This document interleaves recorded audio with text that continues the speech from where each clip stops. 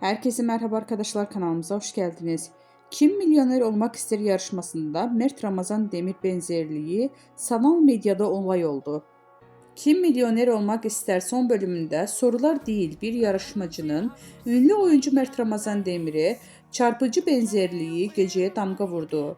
Yarışmacının yayınlanmasının ardından sosyal medyada kullanıcıları adeten alarma geçti.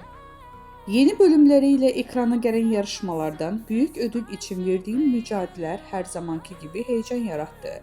Ancak asıl konuşulan yarışmacılardan birinin Mert Ramazan Demir'e neredeyse birebir benzemesi oldu.